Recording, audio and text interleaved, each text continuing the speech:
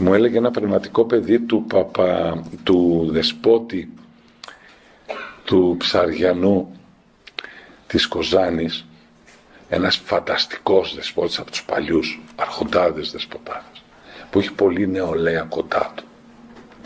Όταν λέει, του λέγαν για κανένα, πού είναι ο Γιώργος, πού είναι ο τάδε, και χάθηκε, αμαρτάνει γέροντα. Και έλεγε ο γέροντας, δόξα τω Θεώ παιδί μου, δόξα τω Θεώ, δόξα τω Θεώ.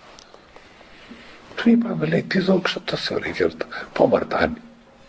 Ναι βρε παιδί μου, αυτός που αμαρτάνει είναι κοντά στη σωτηρία. Και πώς γίνεται αυτό ρε γέροντα?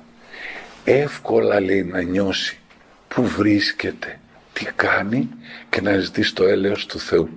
Αλίμονο, συμπλήρωνε, σε αυτόν που νομίζει ότι είναι καλός χριστιανός, που δεν θα μετανιώσει ποτέ, γιατί δεν αισθάνεται ότι κάτι κακό κάνει.